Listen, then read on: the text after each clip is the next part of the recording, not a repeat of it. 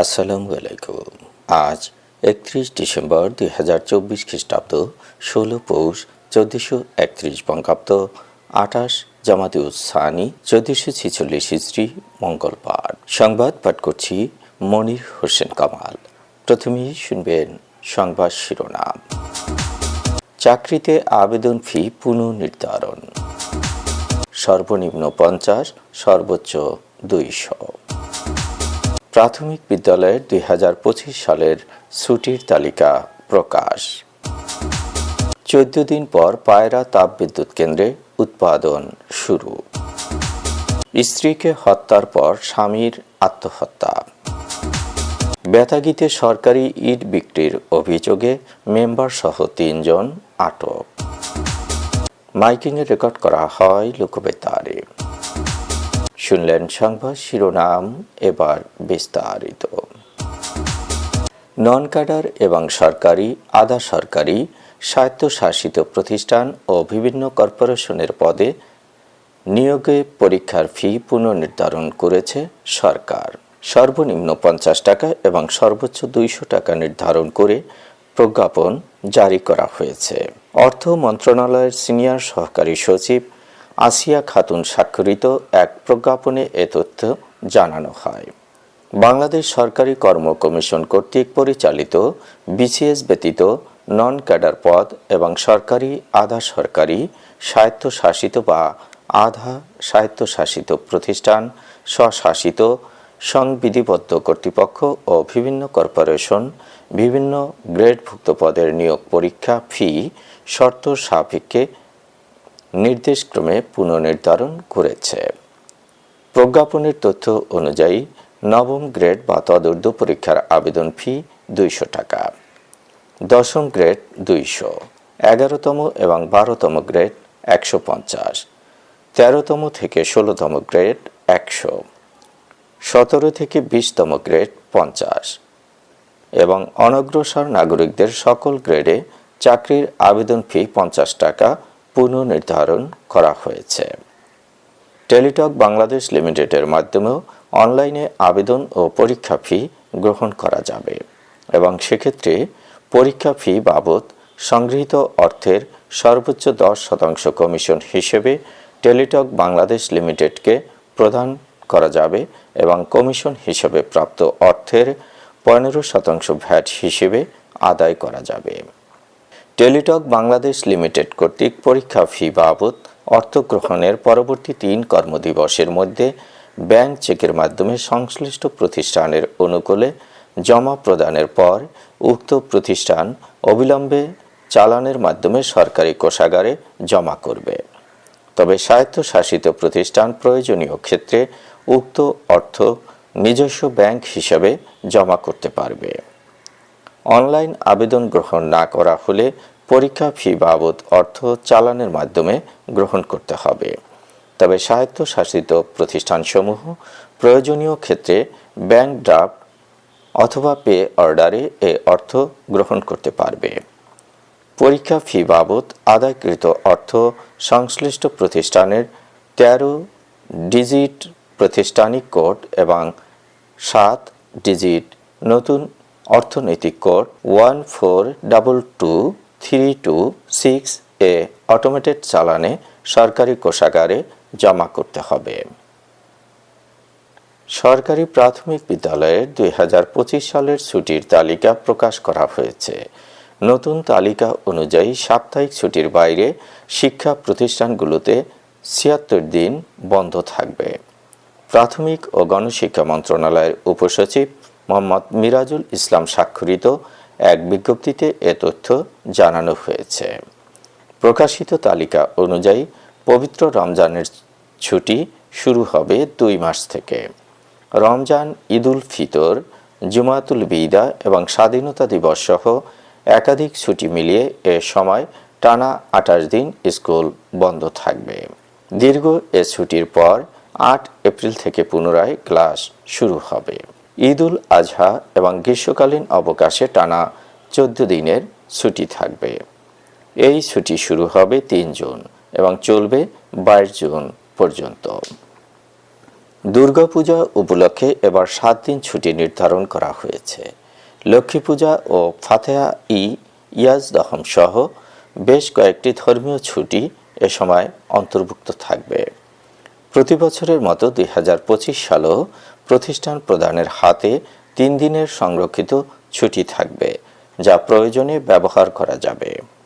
পাশাপাশি বিভিন্ন জাতীয় ও আন্তর্জাতিক দিবস এবং ধর্মীয় আচার অনুষ্ঠানে নিয়ম অনুযায়ী ছুটি থাকবে।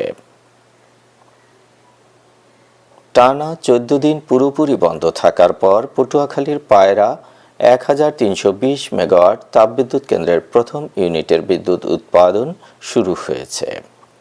গতকাল বিকেল 4:30টায় এ বিদ্যুৎ কেন্দ্রের প্রথম ইউনিটটি উৎপাদনে যায়। গত 16 ডিসেম্বর নবনির্মিত RNPL পটুয়াখালী 1320 মেগাওয়াট তাপবিদ্যুৎ কেন্দ্রটি পরীক্ষামূলক উৎপাদনে যাওয়ার লক্ষ্যে আমতলী সুইচিং স্টেশনে জাতীয় গ্রিডের সঞ্চালন লাইনের সংযোগ স্থাপন করতে পিডিবির নির্দেশনায় পায়রা বিদ্যুৎ কেন্দ্রের বিদ্যুৎ উৎপাদন বন্ধ করা হয়েছিল। গত 9 নভেম্বর থেকে রক্ষণাবেক্ষণের জন্য এই বিদ্যুৎ কেন্দ্রের দ্বিতীয় ইউনিটের বিদ্যুৎ উৎপাদন বন্ধ রাখা হয়েছিল। সোমবার বিকেল 4:30টায় প্রথম ইউনিটের বিদ্যুৎ উৎপাদন শুরু হয়েছে। রক্ষণাবেক্ষণের জন্য বন্ধ থাকা দ্বিতীয় ইউনিটও আগামী 5 জানুয়ারি থেকে উৎপাদনে যাবে। সাতক্ষীরায় স্ত্রীকে হত্যার পর আত্মহত্যা করেছে স্বামী। গতকাল বিকালে শিকুরি গ্রামে এ ঘটনাটি ঘটেছে। আব্দুল জলিল সম্রাট সাতক্ষীরা সদর উপজেলার শিকুরি গ্রামের আবুল ঢালির ছেলে। 13-14 বছর আগে ফাতেমার সঙ্গে সম্রাটের বিয়ে হয়। তাদের 11 বছর বয়সী একটি ছেলে ও 8 বছর বয়সী একটি মেয়ে রয়েছে। সম্রাট দিনমজুরের কাজ করত। সংসারের দৈন্যতা ঘুচাতে বছরখানেক আগে ছেলেমেয়েদের নিয়ে ঢাকায় একটি গার্মেন্টসে চাকরি নেয় ফাতেমা। বিষয়টি ভালোভাবে নেয়নি সম্রাট। রোববার সন্ধ্যায় ছেলেমেয়েদের রেখে ফাতেমা স্বামীর বাড়িতে আসে। সোমবার বিকেলে সম্রাট তার স্ত্রী ফাতেমাকে গলায় পায়জামা পেঁচিয়ে হত্যা করে।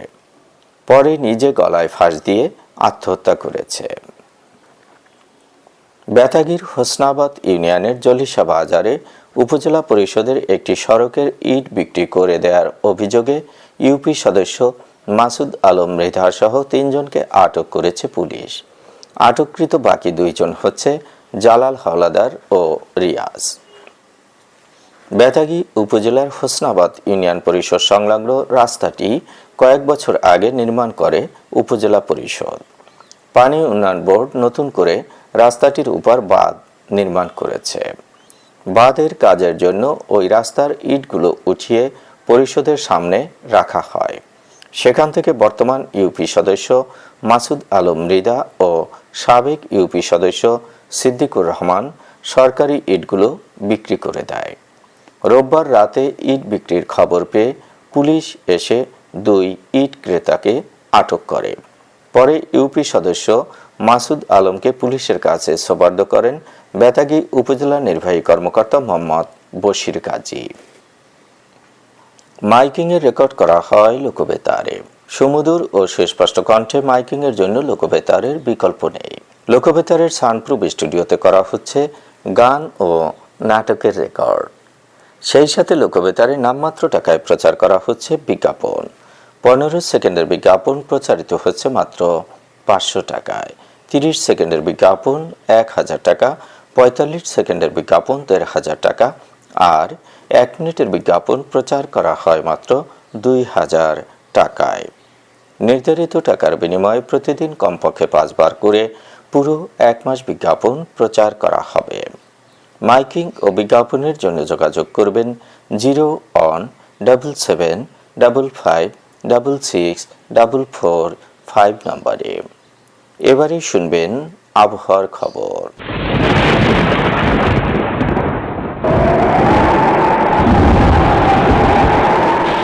উপমহাদেশীয় উচ্চচাপ বলয়ের বর্ধিত অংশ পশ্চিমবঙ্গ ও তৎসংলগ্ন এলাকা পর্যন্ত বিস্তৃত রয়েছে। মৌসুমের স্বাভাবিক লঘুচাপ দক্ষিণ বঙ্গোপসাগরে অবস্থান করছে। এর বর্ধিতাংশ উত্তর পূর্ব বঙ্গোপসাগর পর্যন্ত বিস্তৃত। অস্থায়ীভাবে আংশিক মেঘলা আকাশ সহ সারা দেশের আবহাওয়া শুষ্ক থাকতে পারে। মধ্যরাত থেকে সকাল পর্যন্ত দেশের উত্তর অঞ্চলে মাঝারি থেকে ঘন কুয়াশা এবং দেশের অন্যত্র হালকা থেকে মাঝারি ধরনের কুয়াশা পড়তে পারে। সারা দেশে রাত এবং দিনের তাপমাত্রা সামান্য হ্রাস পেতে পারে। আজ দেশের সর্বোচ্চ তাপমাত্রা ছিল কক্সবাজারে 30.5 ডিগ্রি সেলসিয়াস এবং সর্বনিম্ন তাপমাত্রা ছিল তেঁতুলিয়ায় 10.9 ডিগ্রি সেলসিয়াস। বরগুনার সর্বোচ্চ তাপমাত্রা 28.2 ডিগ্রি সেলসিয়াস, সর্বনিম্ন 14.8 ডিগ্রি সেলসিয়াস। আগামীকাল সূর্যোদয় হবে ভোর 6:42। সংবাদ শেষ করার আগে শিরোনামগুলো আবার পড়ছি। চাকরিতে আবেদন ফি পুনর্নির্ধারণ, সর্বনিম্ন 50, সর্বোচ্চ 200। প্রাথমিক বিদ্যালয়ের 2025 সালের ছুটির তালিকা প্রকাশ। 14 দিন পর পায়রা তাপবিদ্যুৎ কেন্দ্রে উৎপাদন শুরু। স্ত্রীকে হত্যার পর স্বামীর আত্মহত্যা।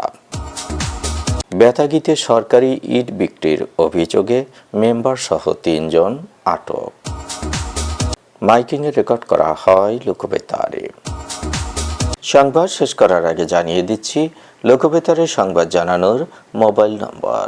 আপনার এলাকার গুরুত্বপূর্ণ সংবাদ জানাতে ফোন করুন 01-755-666-445 নম্বরে।